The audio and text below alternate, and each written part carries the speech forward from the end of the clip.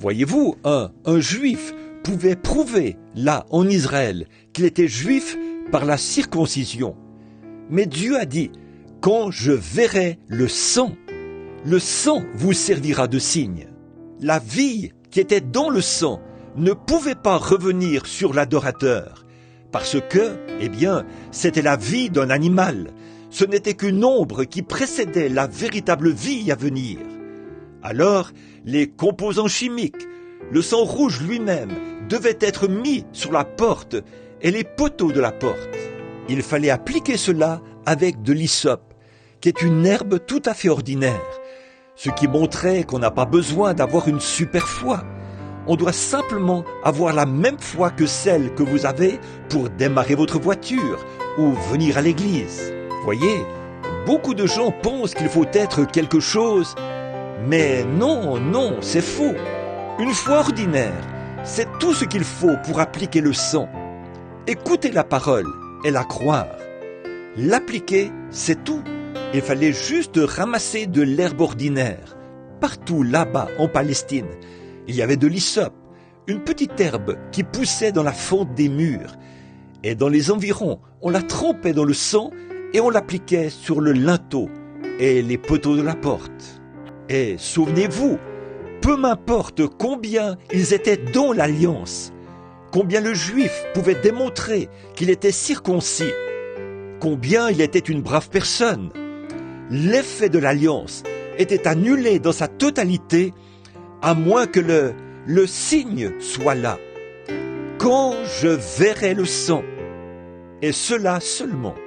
Bon, le sang maintenant, le signe, ce n'est pas les composants chimiques du sang de Christ, parce que cela avait été versé il y a des milliers d'années.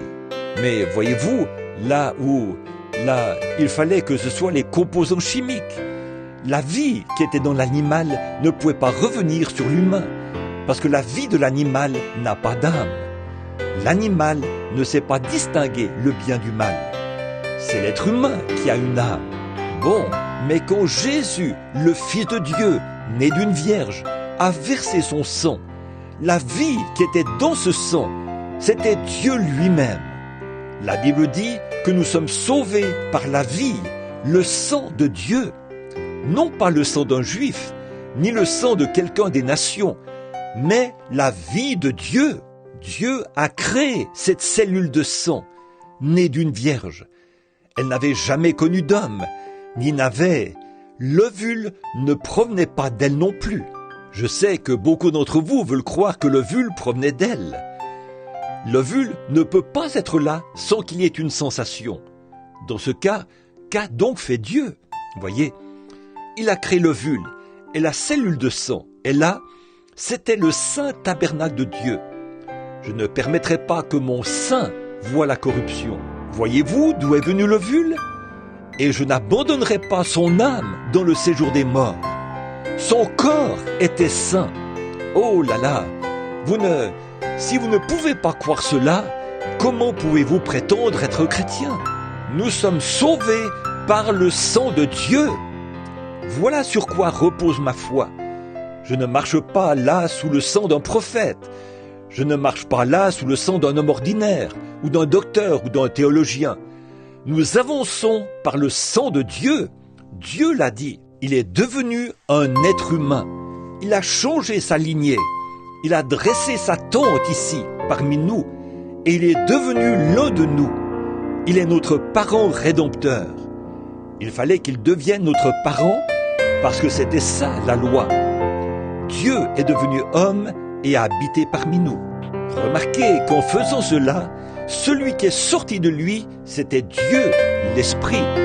Et cet Esprit est venu sur le croyant. Par conséquent, la vie qui était dans notre sacrifice, c'est par cette même vie que nous sommes identifiés. Celui qui croit en moi fera lui aussi les œuvres que je fais. Sa vie qui retourne sur le sacré, qui se retire du sacrifice, quand nous posons nos mains sur le sacrifice et que nous nous identifions comme étant morts à nos propres pensées.